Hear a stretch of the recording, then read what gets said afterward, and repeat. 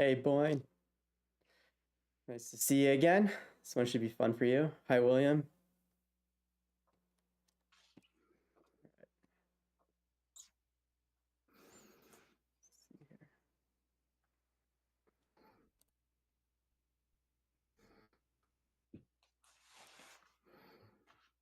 All right, cool. So yeah, you two know the drill. If you're interested in coming up to chat, use your microphone or camera. Your choice to use the camera. Raise your hand or let me know in chat and I'll bring you up. To start things off, though, Kate, how about you introduce yourself? Yeah, sure. Hi, I'm Kate Hughes. I'm a fractional CMO. I have been working in startups my whole career, but for the last 2 years, I've been doing fractional work. I did my very first internship in college with Disney and immediately knew that I did not want to work for big companies. So, early stage startups has kind of been where I've lived my whole career. And I think the thing that most excites me is having founders that have put a lot of time and energy and passion into a project, but just can't figure out how to give it that lift it needs. And working with them to break through not just like the first customer barrier, but the 50th, the 100th, the 1,000th as they start to grow, and just seeing how much people get excited. It's like such a nice tangible growth piece is the number of customers you have. So that's what gets me out of bed and excited in the morning. Heck yeah, that's awesome. And it's great that you have so much experience, again, from just starting out with, that first customer or very large established companies too. While we wait for people to, get brave and get called up, I'm curious when a company's first starting out, because there's a big range of different types of people in the community. But for those that are just starting out, either they have an idea or they're bringing it to market for the first time. We're trying to, work towards that product market fit. Often, a lot of early entrepreneurs, early stage companies, they don't spend quite enough time putting together those guiding documents, those guiding principles, which ultimately Mhm. become their brand. And Yeah. I'm curious from, the most lean startup methodology perspective, what do you recommend in regards to those early documentation or early documents about, a company and the company's brand and how those should be utilized in coming up with strategies and making decisions to ultimately arrive at what that brand should be? Yeah. I mean, from a company branding perspective, I think that's a little bit less important than thinking about the documentation that you want foundationally for your customer. And that's where I think people start to get into the weeds of what should my logo look like and what should I be called and what does this design need to look like, when I would rather have them be in the weeds on what does my customer need and how many customer conversations am I having, and doing like those really base level user interviews, because that's where you're going to figure out, you know, I can't tell you how many startup founders I talk to that are like, my TAM is everyone. But like your TAM can't be everyone on day one. So you really need to figure out from day one, like who are you specifically building for and what problem are you solving for them? And do those customer interviews. I think that's so important because that's going to be the foundation of the personas that you build, the journey that you have to build from each touch point through the marketing funnel, the messaging that you write to kind of build that journey, through your website, your pitch decks, your advertisements. And I see a lot of people kind of skipping those foundational pieces in marketing, or just not putting enough importance on them and going straight into demand gen. And I actually had a founder that asked me that the other day on a call. He's like, "Yeah, that's all good and well, but what are you doing that's really getting people's attention in demand gen right now? That's all I really want." And I said, "Well, especially in tech, because he was in tech, like at bats are really hard to find right now. It's hard to get people's attention in a new way because they're getting so many automated email campaigns. They're getting there's just so much like conversation in social. How do you stand out in that crowd and like really capture attention? And so I told him, the most important thing that you need to think about is like not how you're going to capture attention. It's whether when you do capture attention, you can bring them down into this funnel and get them to understand your value. And I actually was at an event that week with people that he said were in his ICP. And so I just handed his website to a couple people and said, "Hey, does this excite you? Is this a tool that would help you, solve problems that you have in sales and marketing?" And none of them got what it was from his website. And I put that in front of him. I said, "Hey, listen, like whether we work together or not, now like your customers, the people that you're talking to, don't understand what you do." So those customer conversations, I think, are just like the most important backbone of everything you do. That's how you're going to get your, quotes on traction. That's how you're going to get people talking about the product. That's how you're going to figure out even further what their pain points are and where you need to take your features and like hone in on specific personas as opposed to trying to be everything to everyone. Yeah, I that's incredibly important. My background is very much rooted in experience design, and when I think Mhm. about branding and marketing, it's very much linked to what you're talking about.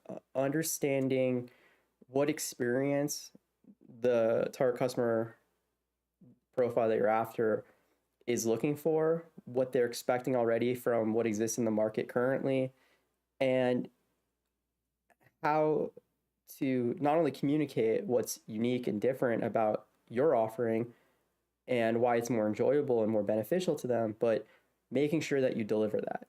And it's really good to hear you, call attention to that and give those examples of just, like at that event, just showing these people that are in that group the website and just seeing what happens and making sure that these assumptions that are being made are validated, and if not, make sure you then follow up with the next step and start asking questions and dig Mhm. into the reasoning why and understand the Mhm. context behind that.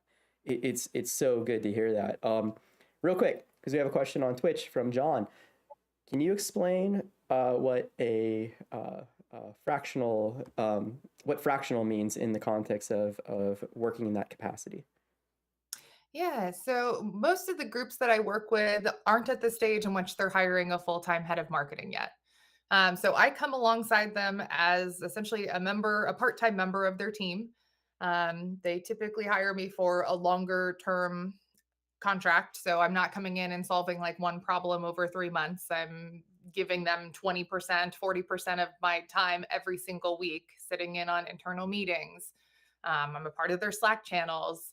I'm essentially a part time part of their team, and I'm building out the marketing program top to bottom. So helping them figure out not only how are we building these foundational pieces we were just talking about, but also vetting vendors to come in who are going to run specific demand gen programs for us, helping them understand, when they need to hire and who they need to hire as they start to build their marketing team. And as much as like, it's so funny to say this, like the goal of my job is to get them to the place where they need to hire a full-time head of and replace me. So my goal is to stay with them as long as they need to get to that next stage where they're either getting the funding to hire their full-time team, and they bring in a head of, and then I help them kind of with that transition plan. Or, some people just like to stay with a part-time team member because they don't necessarily need a full-time head of. That's not as usual in marketing though. That's more usual in like finance or some of like the HR type fractional roles. But yeah, I essentially join their team, and I do that part time and help them kind of build the whole program top to bottom. Awesome. That's good to know, especially again for those that are earlier stage entrepreneurs or companies, that those options do exist. Often, a lot of founders are thinking in all or nothing terms, very extremes, and there are so many or there's so much gray area between those extremes of not hiring anyone or hiring someone full time, and it's good to know those options exist. Yeah, so I want to get back to some of the things you're talking about in terms of the demand generation and understanding who it is that you are trying to serve and how to resonate with them. Um, what sort of methodology do you recommend? Not only, you know, for tackling that challenge, but also if someone was to reach out to you to bring you on or someone else in your role, how would they best position themselves to hit the ground running once you come on board and be the ideal client? Yeah, I mean, I think my an ideal client has to have an idea of a specific customer that they want to serve already, and that might be I have a hypothesis of 4 or 5 different potential customers, and we're going to test those out. That's absolutely fine. But they have to be, have an understanding of who the heck they're trying to sell to as kind of that initial beachhead. Um, and so people who've already done a lot of that work, I can hit the ground running with really quickly and starting to assess, how are we looking from a funnel perspective? What are all the materials that we're using right now and what's the messaging on them? And kind of revamping the sales enablement process. For people who are still in maybe like an earlier stage, for me, it's about okay, let's come up with a lot of hypotheses, and our job is to test every hypothesis. And like, there's not a good or a bad answer. Like, we're either going to prove it or we're going to disprove it, and we're going to learn something and move forward with that information. So I think people who can think in that way, it becomes a lot less like demotivating when you have a hypothesis that doesn't work out because you're just saying, yeah, I'm trying to get information to keep moving forward. So that's like a mindset shift that some people have to make. But I find that founders and teams that can do that are a lot more like agile and successful in bringing products to market and figuring out who that customer is. And because it's just a lot easier to approach your conversations. I don't have a conversation that doesn't work out and come out of it feeling bad. I come out of it feeling like, okay, this was my hypothesis. We proved that my hypothesis is, not true, and let's make the next one and talk to the next person based on what I learned here. Yeah, this also kind of plays into a personal pet peeve I have with failing fast. I don't enjoy that phrase because again, a lot of people don't quite interpret that correctly. They don't understand the full context around Mhm. what that means, and they hone in on the failure part, and failure is bad. But I love what you're presenting and the framework that you're suggesting, where it's a series of experiments, and you're testing these hypotheses not simply to prove them, but to learn from them. And as long as you're learning and you're able to apply those lessons, there's opportunity to achieve success because you're able to make those little iterations or pivots. Sometimes it's a Yeah. small pivot, sometimes it's a big one. And like you mentioned, maybe it's a small pivot in regards to who you think your target customer profile should be, or maybe it's a big pivot and you're moving away from the vision of what your product or service was to something else because a a much more realizable, or I don't even know if there's a word, but there's another opportunity that's easier to hone in on and achieve because of those experiments that you ran and the data you received and what you've learned from the people that you're interacting with. So yeah, I think that's a beautifully well put framework that a lot of people would benefit from for sure. And I love too how you're highlighting that the people that you do work with that you have seen succeed are able to be open minded and are willing to make those changes. Same, I see so many headstrong founders that refuse to accept the reality of what the data is showing them, and they keep just trying and trying and trying to make something happen, regardless of how much the data is showing them that it's just not working. So that's really good too. Yeah. Um, I think one of the nice things about, like, coming into startups with the marketing background is everything about marketing is, like, get it out there, get the data, and then tweak and test and learn from there, and so it's just kind of, like, ingrained into marketers to act in that way, so we have to let go of being perfectionists, we have to just put the best foot forward out to begin with and then start iterating on that based on how we see ads performing, what we see people doing on the web page when they get there, how many emails, how many clicks, how many opens. And so it's just always an iterative process in marketing. And when you can kind of apply that thought process to all the aspects of building your product and um, driving your sales process, it makes it a little bit easier to make it a little less black and white, whether I'm passing or failing. yeah, I worked on a product for an ad company very briefly, uh, essentially building a dashboard and a lot of the UI elements, but the UX side of it. And yeah, it was very eye-opening and kind of shocking to see that iteration process being like, how it was designed, how it was run. They're focused on Google AdWords, and yeah, they would have, you know, a specific ad as the control, but then like 10, 50 different versions of little tweaks, changing one keyword or the placement of the words, like, the syntax. And it would run all these tests and over time automatically do those optimizations to arrive at, okay, what's performing the best, what's not performing, and link to different ad groups or targeted groups. And so yeah, it's very cool to hear how, yeah, marketing at its heart is an iterative process, much like running a startup or doing product or any of these other things. But the marketing is something that happens in a lot of cases exponentially faster. So I think there's a different appreciation and awareness of that. So that's also fun to hear you talk about. Yeah. I'm curious, naming is something that comes up a lot, like endlessly. What sort of advice or methodologies do you follow, recommend in regards to coming up with a solid name, and where are some of the pitfalls that you see founders fall into where they're overvaluing something or overthinking something in regards to how, you know the name needs this thing, or how a name cannot have this included? Yeah.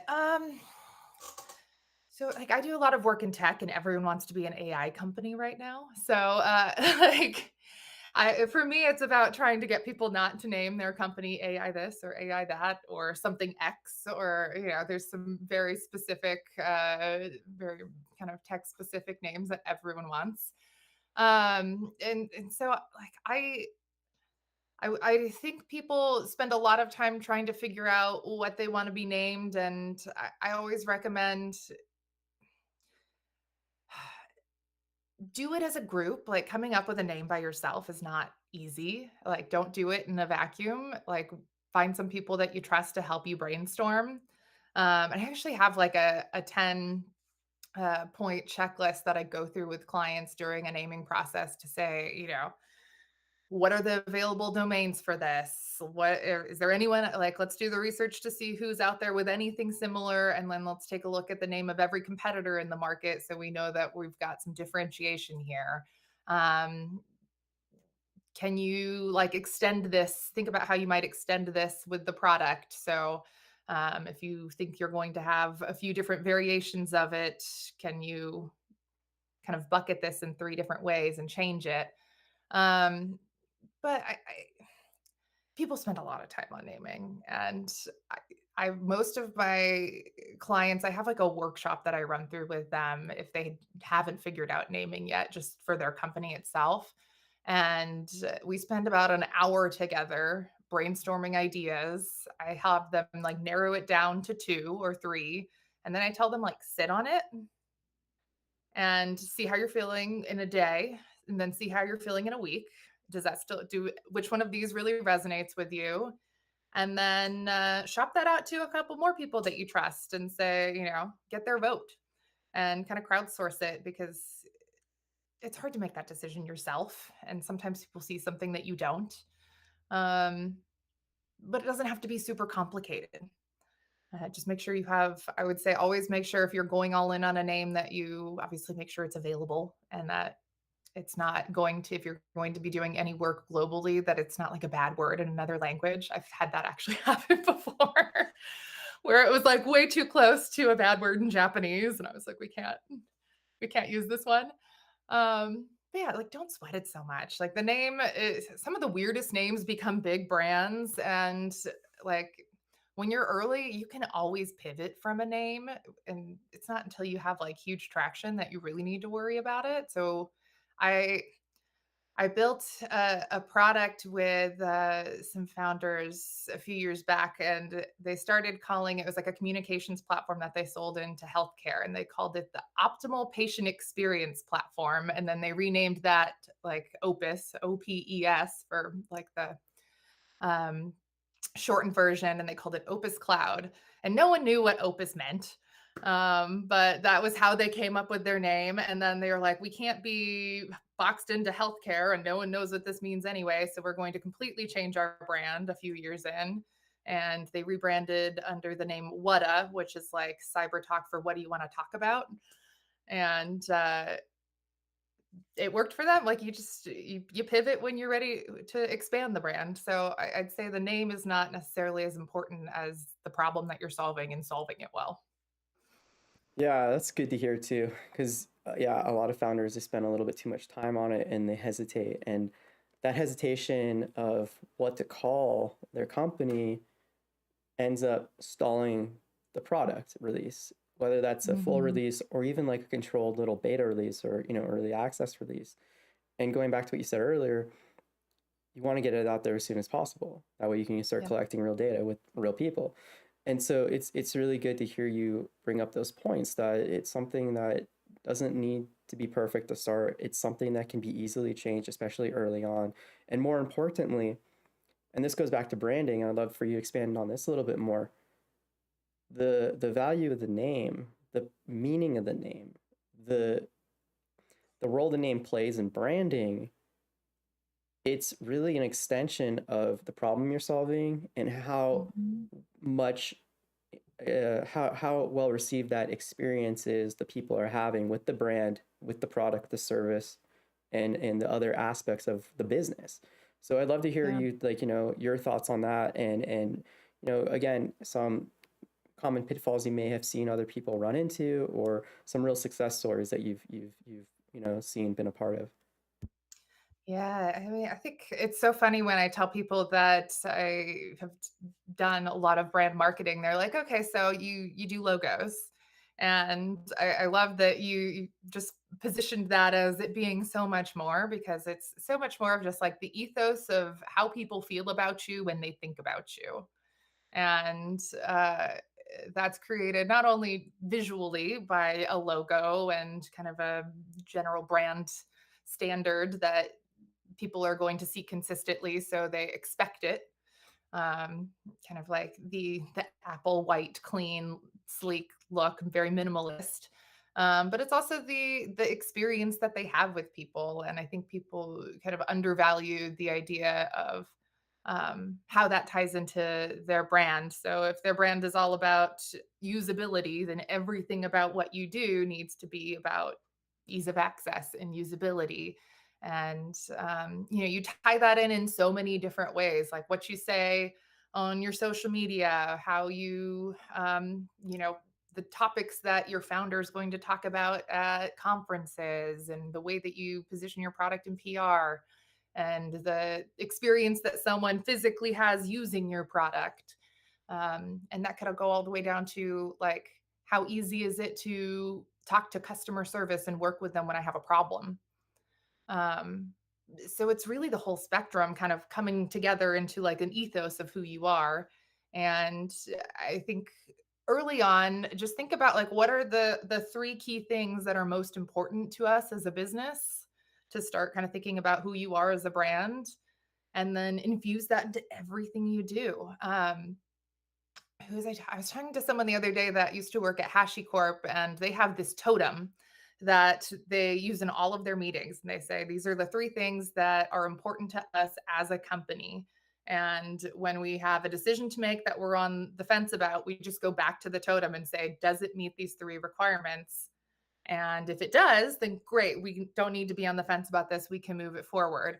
If it doesn't, let's talk about how we can tweak it, or we just need to leave it because it's not going to align with that totem that we make decisions based on. Um, so starting to kind of infuse that into your company creates that consistency that consumers want. And when you consistently show up in a specific way, that is your brand. Yeah, I you touch on something that I was going to bring up, consistency. And Mhm. yeah, how important is that consistency, and where does it go wrong? Like I love how you brought up the totem and double checking the strategy and plan of execution with that totem to make sure it's going to be consistent. What have been like the detrimental effects of not doing that, and kind of getting into that gray area where something is on the fence and it may not be perfectly in alignment with those tenets or those principles. Yeah, I think people develop loyalty when they're comfortable. And so when you're consistently giving an experience, people know what to expect and they become comfortable with that. When every time you interact with someone, you get like a different level of like nice, then crazy, then, kind of introverted, and you're not really sure what to expect with them. It makes it really hard to connect with them as people. So the same thing goes with brands and products. When I have a different experience every time, I get confused about what to expect, and that automatically makes me a little wary or like distrustful. But when I get the same experience every single time, and I know when I buy this product, it's going to work this way, and when I interact with these customer support people, they're going to, interact with me this way. It creates that comfort, and so I think that's where kind of consistency comes into play. And like on the marketing side, the consistency plays into everything that you do because like the only way that you're going to grow an audience on social is to be consistent. If you start posting for 3 months, then you don't feel like you're getting a good response from it, and then you stop, and then you try again, and then you stop, like, you'll never get into the algorithms the way that you need to grow, and the same thing kind of goes to how you show up as a business. That's very appreciated. It's good to hear that. John has a question. Let me read it for you. Give me a second. For a general audience of, say, a new photography app marketed towards the 20 to 40 demo, how would one best get the word out about said app? Where are ad dollars best spent these days for this kind of thing? There's a lot of I've got a lot of fun follow-ups, but I just at that level, I want to hear your thoughts.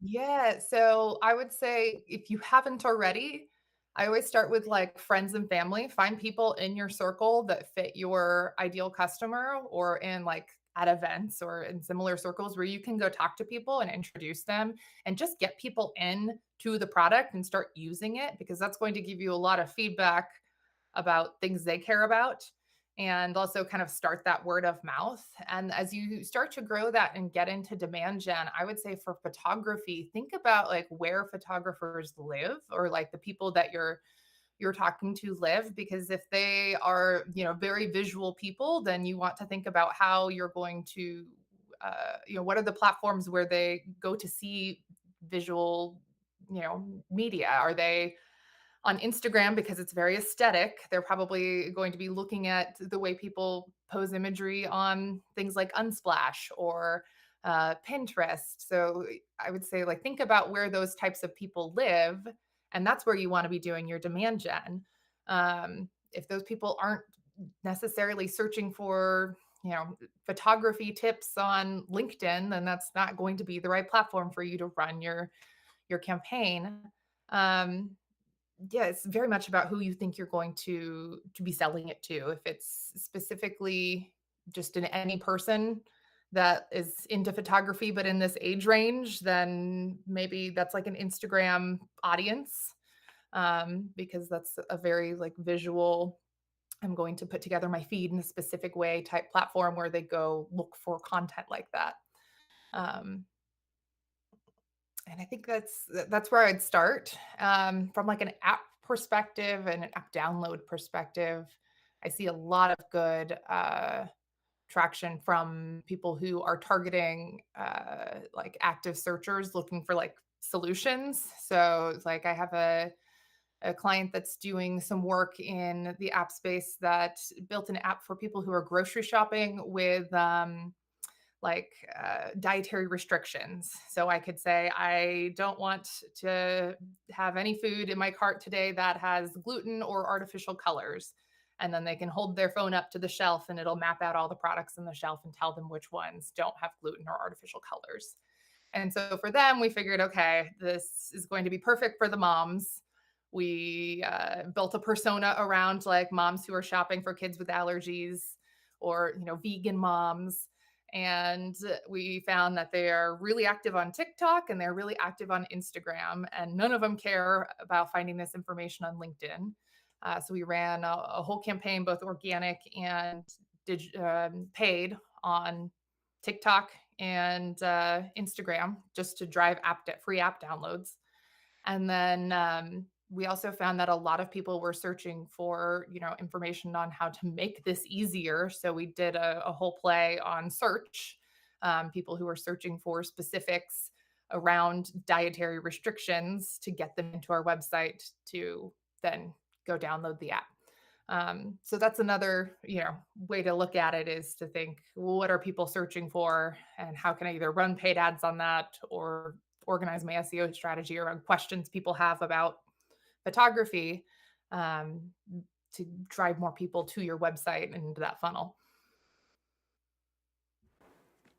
It's fun because you refer to this without referring to it like by name, but a lot of what you're highlighting were psychographics. And Mhm. like in my experience, psychographics are exponentially more valuable to hone in on and understand and target than the demographics. And I'm curious, when you are putting together a target customer profile or a couple variations of that, um, yeah, how do you value the psychographics, and how do you go about identifying those and honing in on them? Yeah, I think the psychographics, I agree with you, are super important. The demographics give us a good way to structure that hypothesis we talked about earlier and then start having those conversations and identifying people. And in those conversations, those nuggets that you glean about them and what they care about and how they communicate and what motivates them, is really where you start to develop your messaging and the things that you need to understand about them to know how they search and, how they like to learn, and how they shop and how they engage. And I'd say the easiest way that I go about figuring that out is every customer conversation that I have, I record and transcribe. And then I will do something as simple as like putting a whole set of transcriptions from those conversations into ChatGPT and tell them like, "Hey, find me trends about these specific types of things. Like tell me how these people are motivated. Tell me, what the biggest pain points that they're talking about are from all of these transcripts." So I don't have to go through every single one of them and try and like sort that out. I can use technology to do that, and start to kind of look for trends and insights from all sorts of customer conversations and get more data that way. And that's typically how tell people to start out, is just record your conversations with people, throw the transcripts into ChatGPT, and start finding insights and trends about who they are, how they're motivated, how they buy, how they shop, um, how they like to communicate. Awesome. Yeah, John was just asking if you use any AI to help you record or transcribe those. I mean, I work for myself, so I like live in ChatGPT. It's my favorite collaboration partner. I use like Fathom Note Taker, which is nice, and it's great for me because when I have client calls, it sends everyone that's sitting in the meeting a nice little um, summary with all the action items afterwards, so I don't even have to do that, which is lovely. Awesome. Good, helpful tips. Yeah, John recommends checking out Otter or something similar. Oh, yeah, I've seen Otter too. Cool. Awesome. Okay, so Boyne in chat is asking, what alternative AdWords would you suggest as paid advertisement? Are AdWords still good for paid advertisement? And Boyne, if you want to jump on stage, feel free. Let me know, and I can bring you up. William, you as well. Either one of you, feel free. So when you're saying AdWords, are you thinking like is just Google Ads still relevant or specific AdWords? I guess I'm trying to understand that question a little more. Boyne, clarification is necessary.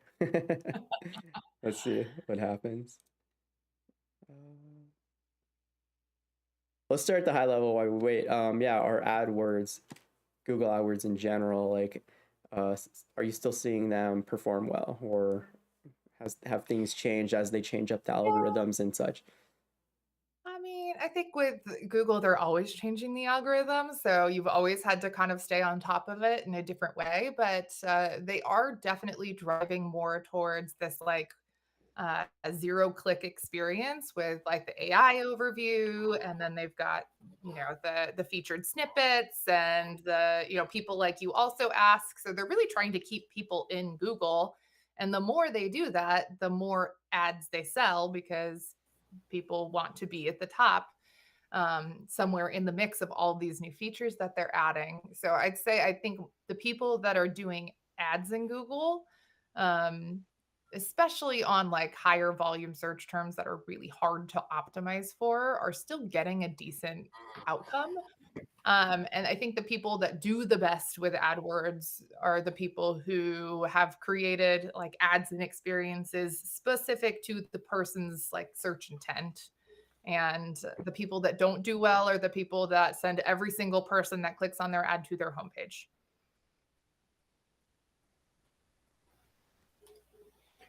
Yeah. Again, oops, sorry. Did you lose me or? Oh, okay. Oh, you're there. Yeah, yeah. It seems to be a bit glitchy on my end. So yeah, I was just wondering what good alternatives there are. It seems like it could very well be our fault, but AdWords doesn't seem to perform as well as it used to, let's say, 5, 10 years ago, right? So I was wondering whether or not, in your experience, there are other platforms that can perform better and give you somewhat better results than AdWords. So that was the question. Yeah, I mean, I think AdWords is still the best from a search perspective because there's just the highest volume of searches inside of Google. But a lot of people will focus all of their attention on Google and miss out on some of the opportunities to maybe be in one of those smaller platforms like a Bing, where there are active searchers that may be looking for your solution, but not as many people are spending money to target them there. So you have kind of more of an opportunity to win the bid when Google's trying to decide who goes where. So you can look at other search engines that have advertising platforms and look at like the search volume of the things that your key terms that you're trying to target. The other thing that I find works really nicely, just as like a way to capture more attention in your AdWords campaign is to run competitor campaigns. So go figure out who's stealing all of your traffic right now and then run your AdWord campaigns on people who are searching specifically for them so that you're up in the top of your competitor searches. Yeah, my question was more along the lines of alternative platforms because, again, search engines is one thing, but again, if you want to indoctrinate the, I mean, audience, uh, there are other ways to do it. And nowadays, there are other platforms like social media platforms. And okay, I mean, the I don't want to name Twitter, but I will name it anyway. Facebook, LinkedIn, things like that. So again, I mean, how you would evaluate them compared to AdWords in terms of, I mean, which one should be worth looking more, which one tends to give better results. And yeah, I understand that it depends on the specific market. I know for Mhm. people, LinkedIn, as example, perform very well. And that's due to the specific type of products they're selling. But just want to get some discussion and some idea here about that. Yeah, I'd say if you're in B2B, then definitely LinkedIn is going to give you the best bang for your buck. It's more expensive to get started. Your ad budget has to be bigger on LinkedIn, so that's something to know. If you're B2C, I'd think about like which social platform is your audience most active in and start there. I've seen people still have a lot of success on Meta.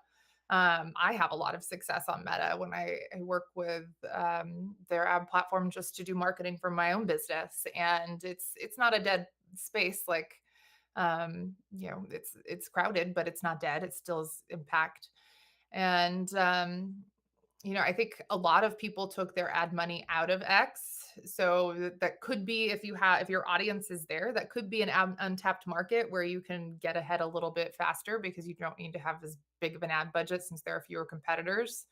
The last couple of years, they've really gone below their um, ad revenue goals. So there's definitely opportunity in X if you want to be there and your audience is there. Um, I'm trying to think what else might be beneficial from a social perspective. I think the thing to also think about is what types of content you're putting in each of these platforms. Every single one is kind of a race to the finish line on being the best in terms of serving up video content because that's how people want to learn these days.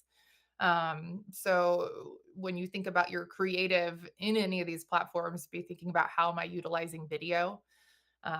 That's the reason YouTube is the number two search engine in the world is because people love video. So that's another space to be thinking about is if you want to invest in video, YouTube is a really, really phenomenal asset for that. Okay, thank you. That pretty much covers and that aligns with my experience. I was just curious to see if you can you can suggest something that I haven't thought of yet. But yeah, that was pretty good and that was pretty good coverage. And yeah, I don't want to steal the conversation and get deeper into this rabbit hole, but yeah, that covered quite well. Thank you. Yeah, my pleasure. And I'd say if there's any like niche space, like I've found some good investment in Discord for very specific like niche tech companies and some different platforms that maybe if your audience is there like Reddit could be an interesting space. I obviously don't know who your customer is, but some of those like more niche spaces for specific topics could also be helpful to you. Yeah, I'm curious. What suggestions may you have in regards to discovering what niche spaces may exist? I mean, you brought it up earlier in regards to talking to your users, talking to your customers. I mean, that seems like the first place to start. But yeah, in your experience, what else are you may recommend, or how to leverage that, Yeah, to arrive talking at that? and doing the market research, like really, thinking about that customer and saying, if I was that customer, what are the types of things that I would be searching for? And then go into Google and start searching for them and see what pops up. Are there lots of Reddit threads about this? Where, who's advertising in this space? Where are these more like educational type queries sending me? And that'll tell you what's in front of your audience and is another great way to kind of validate some of the ideas you might have about where else you can find them. Um, but ultimately, like that, those customer conversations really get you far. If you can, in your plan, make sure you're always asking them questions about, how did you hear about us, and also, trying to understand where would you like more information to be delivered. Awesome. Boyd, any follow-ups? Anything else? No, I mean, I think we carried quite well. Again, that's probably worth mentioning just to keep the conversation going. That again, depending on what kind of audience you are, and again, my 2 cents in the conversation.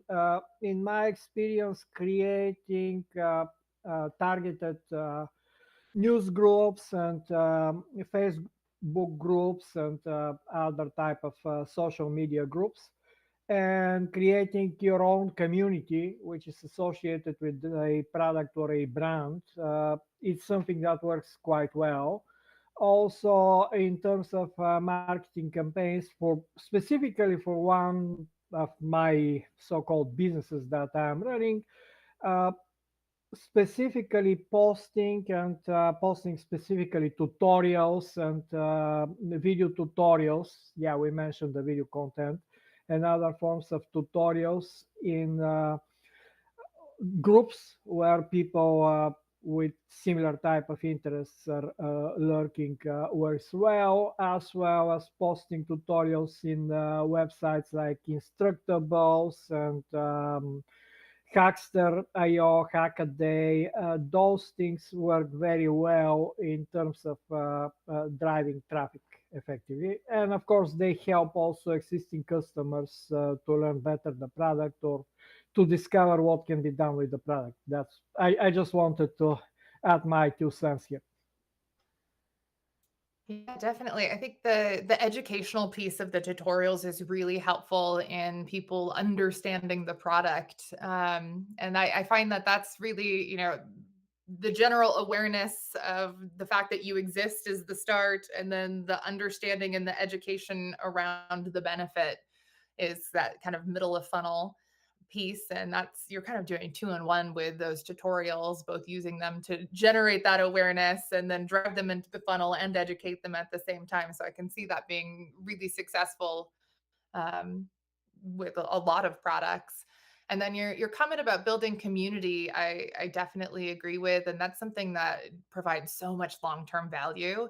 But it takes a lot of effort to build a community, and so some people don't necessarily want to put that time in, and that's okay too. But if you have the time and the patience for it to grow, then that's another way that really generates a lot of word of mouth for you.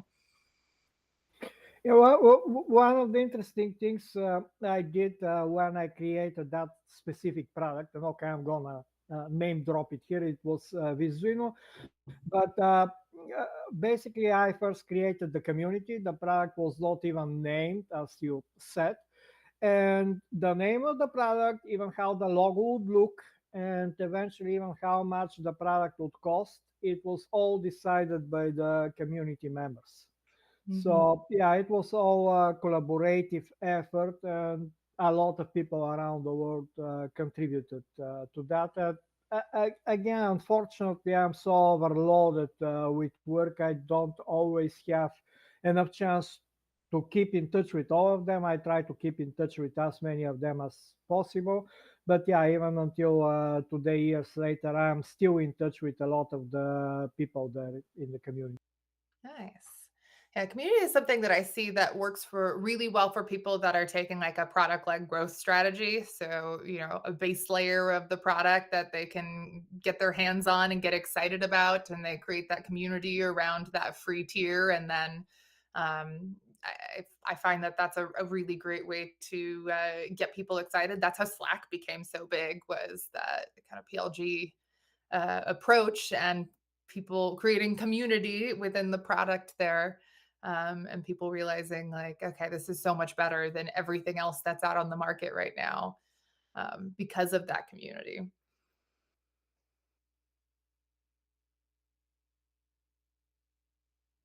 Yeah, and it also lends itself to in regards to those conversations with your users and customers to learn from them, understand where they are, where they spend their time outside of, your product, your platform, and how you can resonate with others like them in regards to them fitting into those different target customer profiles. So, yeah, it's something that can be invaluable in a lot of different ways. So, yeah. I love how you talked about how the pricing, the brand name, everything came out of that community. And when we were talking earlier about like being in the bubble, it's really hard to do by yourself. That being able to kind of crowdsource that from people and get their feedback, I think, is really helpful, and it allows you to move a lot more quickly, which is nice. Someone told me this morning, like it's really hard to read the label on the jar when you're in the jar, and I think that's a really nice like metaphor for working in your business alone and having to make all these decisions in your own little bubble. Yeah, I enjoy that. I think that's very well said. And yeah, I mean, Boyne's not alone. It's a very, very common experience for most founders. So yeah, it's good to have something to resonate with and yeah, be reminded of. Cool. Yeah, Boyne, if that's all you got, awesome. I'll move you back down. And if you want to come back, you're welcome to. Cool. Okay. William, you'd like to jump up, feel free to let us know. Paul, you're hanging out as a guest. Yeah, if you want to join us on stage, you'll need to create an actual account. You can do so for free using the supporter tier, 6-day trial, like we talked about, building community. Yeah, and then you can feel free to raise your hand. I'll bring you up or use the chat to let me know. Yeah, Kate, another thing that comes up often in this community and many others, landing pages. Landing pages are meant to pitch the product and the company to potential customers, new users. What are some of your best practices for what you want to see in designing a landing page to communicate that brand, communicate that product to yeah, the audience? Yeah, I think really understand your purpose and have a singular one per landing page. That's where I recommend everyone starts. I find that some people want to do too much with a landing page, but you really need it to do one thing and one thing really, really well for it to work. When you're trying to do too many things on it, you kind of lose people. So best practice is to start with one goal. I have one goal, which is to get people to sign up for this newsletter, people to put this product in their cart, people to fill out this form to request more information, people to schedule a call. Have one call to action across everything, one goal, one objective. And I think it sounds simple, but that's where a lot of people go wrong. Um, I also always recommend like get rid of as much as the top like navigation as you can, because you want them to funnel through that experience you've created on the landing page and not get lost in other things. So put all of your links in your footer, but get rid of that main header menu. So that way they're really stuck in on this content and scrolling down your page. And that's actually going to be great for you from an SEO perspective because you're getting people to come to the page and scroll. And that's going to increase your engagement rate, which Google likes. Um, and in general, like if you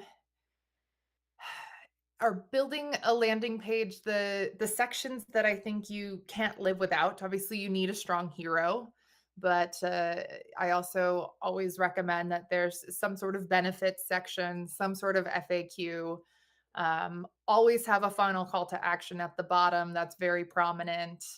And then I always recommend having at least two different forms of social proof on your landing page, whether that's quotes from customers, we've been featured in these magazines, maybe it's like a number of people who have now bought this product. There's a lot of different ways you can spin that. Maybe like an industry statistic that says, this big company supports that this is true and you should, you know, take this action. But incorporating that social proof for people who need to see other people have reviewed it well, or are people like them have given it the green light, always makes people feel more comfortable. And I'm trying to think what other landing page like no-nos I see often. But the biggest one is one purpose for every landing page and one customer like audience for one landing page as well when you're first getting started. Because if you're, driving CMOs into a funnel, the things that they're going to care about with your product is going to be completely different than probably like a CFO, but maybe your product serves them both. They both need their own landing page You might be doing the same thing, but the messaging isn't going to be the same. Yeah, that last one's a very common kind of mistake. Come across a lot, especially, when you see like a two-sided marketplace and they're trying to speak to both sides of the market at the same time, and the Mhm. messaging is just, it's such a chaotic mess. And like a lot of what you're talking about too, and it's something like I try to bring up often when we're doing both pitch deck reviews and landing page reviews. You're telling a persuasive story, and so that story needs to be easy to follow. It needs to have a singular plot line, and that's, singular purpose, just, rephrased. And so it's great to hear you mention that and bring that up. But yeah, one audience, gotta make sure everything's targeted to them so One they resonate. audience and brevity. Oh, brevity is another that I Mm, always get on people for. Like, you do not need a ton of text, and I recommend that people try to use, like, the fewest number of words possible to get their point across, because that's when it's going to be really clear. If I can say this in 5 words instead of 15, that's going to be so much easier for my audience to digest. So the huge headlines that are a sentence long, or like the paragraphs of text, people just, you lose them. So you need like really short, punchy, to the point sections. Um, Less text, the better.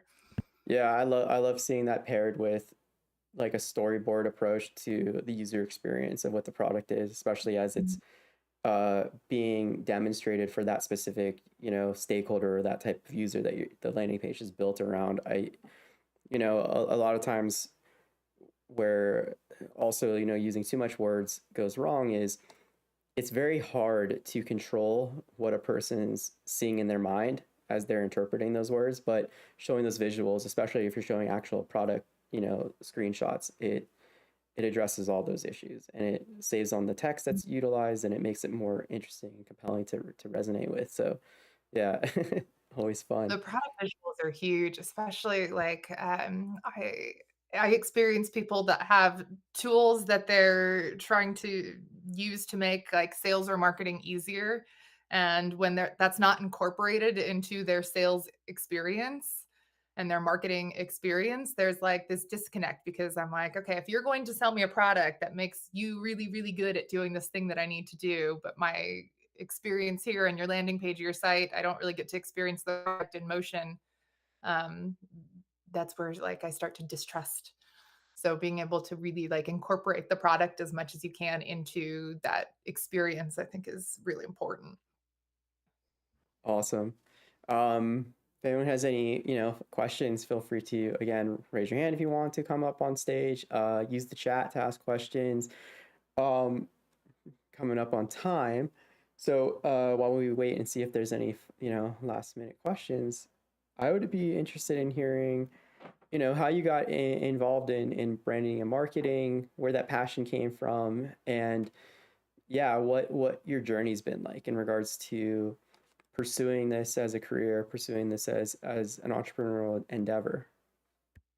Yeah, I mean, I've always been a very creative person in that I grew up doing art and music, and I was a competitive dancer. And so like that was always a part of my life. But I always knew that I wasn't someone who wanted to pursue like a traditional creative career, because it's just kind of a hard lifestyle. And I really didn't know what I wanted to do when I went to college. And I took a bunch of random classes one year when I had finished all of my lower division, just trying to figure it out. And I took an advertising class, and I realized that it's this really beautiful kind of like combination of being creative, but also like having to be planned and organized and data driven. And there's, career growth there. And I said, okay, I can totally do this. And so I still love that it gives me the creative outlet, and I get to think outside the box, and I still get to do some design work sometimes, and just get to see something come to life in such like a nice visual or like tangible way, as from like packaging and things like that. So that's why I love it, and that's kind of how I got into it. And it's actually funny. I've come full circle on that advertising class. The professor who teaches it is now the head of the business department at that junior college, and he called me up last year and was like, "Hey, I need someone to come in and teach some of the marketing courses. Are you available to do some adjunct work?" And so now I'm back teaching that class that I took to kids that are in the same spot that I was, which is kind of a fun, uh, like full circle moment.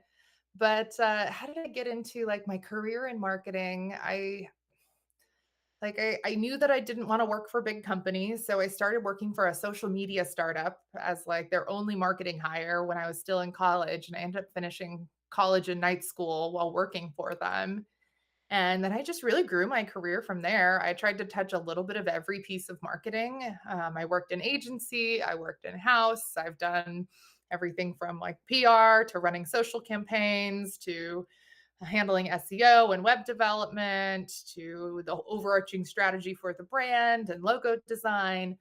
So I tried to touch just a little bit of all of it to figure out if there was one area that I really enjoyed more than the other. And I realized that I just love seeing it all kind of come together. Um, and so that's kind of how I started driving more toward marketing leadership roles and trying to kind of grow my career that way.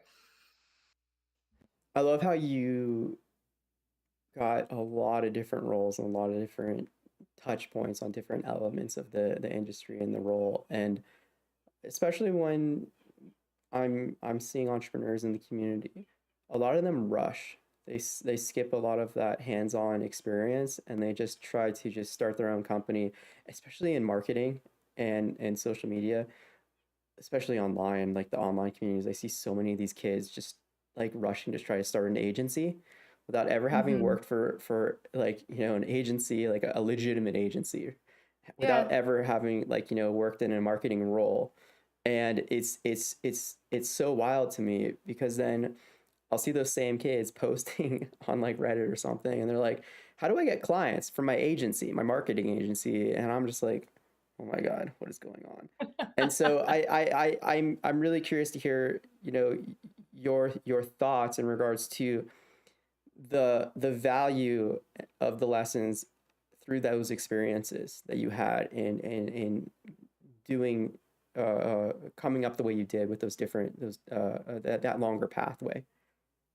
Yeah, I mean, I think one of the things that really worked for me was that I did work on small teams. So even though I was responsible for a big chunk of marketing, I had a lot of exposure to everything else going on around me at the same time. So that was really beneficial for me because I got to spend 12 years watching, founders build something from nothing and learn from everything that they did along the way. In addition to me having a lot of responsibility on the marketing side and having to really dive in and figure it out because there was no playbook, like I had to learn to make the playbook. And if I hadn't done it so many times and been able to, like, with each role, kind of take that experience and build it into the next playbook, like my playbook wouldn't have been as strong by the end.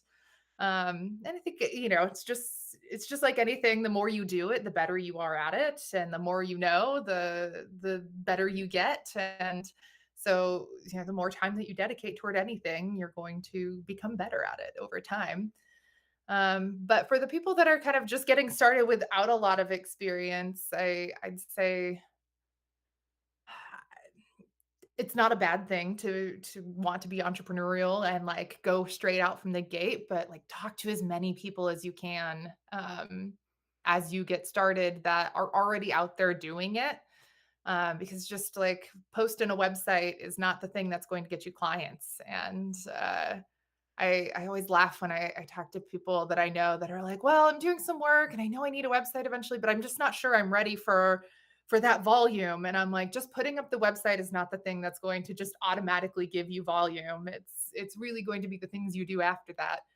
Um, so just, talk to as many people that are out there doing it successfully as you can when you first get started to try and learn from them, what worked and what didn't, and give yourself a little bit of that leg up since you've not been there yet. A lot of what you're saying too is linked to mentors, finding mentors. Mhm. Like, yeah, like in your experience seeking out mentors, what do you recommend? How do you recommend that process? Yeah, from what I've experienced, most people are willing to lend some time to someone who really wants to learn what they do. Like if some I take people like meetings with people that I've never ever met that reach out to me on LinkedIn all the time, because they're curious about what I'm doing and they want to know how I'm doing it because they want to do it themselves. And I think that's so beneficial to me because those relationships come back around to me. And that maybe they're not doing specifically what I'm doing in marketing, but they need someone like me for a client. And so I've gotten referrals that way just by mentoring people that have just want information. So I say, be authentically you and asking, like, don't pretend to know something you don't know, or like pretend that you're some hot shot. You don't need to get someone to give them your time. Just come to them authentically. Um, I find that just literally reaching out to people on LinkedIn is actually a pretty good way to say, hey, I'm trying to accomplish this. You're someone who's doing this right now. Can I pick your brain for 15 minutes? And most people are pretty open to that. And that starts out that kind of relationship. And if you feel like you hit it off, like end that call with, hey, is it okay if I reach back out to you about questions as I get going? And almost every single person's going to say, of course, if they've sat with you on a call and it was positive for 30 minutes. Um, so just don't be afraid. I would say that's like the thing that you have to get over is any sort of like imposter syndrome that you have to already be someone for them to pay attention to you or give them your time. Like most people are pretty happy to do that. And I would say like be realistic about who you're reaching out to because like the CEO of Facebook is not going to respond to you when you reach out to him, but marketing manager so and so in this specific area that also links up with what you're trying to build is going to be a lot more available to you. So also think about it that way, depending on kind of who you're reaching out to. I love that, and it's been my experiences, and I agree. I would say don't be afraid to reach out to the CMO at Facebook, but measure that expectation that yeah, Yes. there's not a good chance that they'll even see it, right? But you never know. So yeah, have that same attitude and don't worry about it. And yeah, most people, like you said, doesn't matter what stage you're at, what they're seeing is an opportunity to help you grow and learn through their experiences and their opinions and their insights. And a lot of people enjoy doing that. I Yeah. enjoy doing that. I think you enjoy doing it. That's why you're here, and I'm so grateful for that. So yeah, it's wonderful. That's great advice. Yeah. Any last minute stuff because we're over time. I don't want to keep you too much longer. Yeah. Do you have any final thoughts? Any final suggestions? Anything? The last thing I'd say is just like get started. Like if you're feeling stuck, just get started. Like what I'll do sometimes is I will make a list of like four things that I want to accomplish. And like even though I keep getting off track, like I come back to that list, I'm like, okay, did I accomplish these four things? No, I haven't. Let's get back on this. And like that disciplines me to just keep it moving. Um, and like get over the perfection. The perfection is definitely the thing that holds me back is the fear that if I put this out there and it's not immediately well received or it's not perfect, that it's not going to work. And so it might take me like a week to get something out when I could have had it out for a day, gotten some feedback, refined it throughout that week, and have it really humming by the end of it. So yeah, just get out there and get started, I think, and start gathering as much data as you can and iterating from that. And that'll help you get unstuck. Yeah, I love that. That's a common theme that a lot of mentors have, and the one of the phrases that sums it up very well is "done is better than good," because Yeah. as you said, as long as it's out there, you can start collecting that invaluable feedback from real people, real data, and it's no longer merely assumptions of what will happen, but no, you're seeing what's actually happening, and it allows you to make more informed, calculated decisions to improve that thing. And eventually you arrive at good, and then eventually at great, and then excellent, and then outstanding. And, like, yeah, the sooner you get it out there, the sooner you can start moving down that pathway. So that was We used very, to have very this good. standard that I wanted to share that was something's either done or it's done, and something's either like good or it's good. And that was how we measured like what stage we were at. We're like, it's done. Okay, we can put it out. It's done. It's out and we feel good about it. I love that. That's another good one. So thank you for that. Yeah, thank you so much for being a part of this and My sharing your pleasure. insight and advice and answering some wonderful questions to myself and the community. Yeah, I posted a link to another mentor that's going to be doing office hours in a few months, Dr. Stacy Breck. She's a professor over at Azusa Pacific University. She also has a similar background as you, a former dancer and got into marketing and branding, and now she does a lot of research involved with entrepreneurship and startups as well. If you haven't connected with her, I recommend that you do so. Her LinkedIn's on the event page for her office hours. But yeah, yeah, I think it should be a fun person to connect with and yeah, build the community a little bit tighter. So yeah, Check thank it you. out. Come Yeah, to our office hours. awesome, cool. All right, yeah, thank you so much again, and yeah, thank you everyone for being a part of this and yeah, being a wonderful community. Thank you. All right, I will close it down.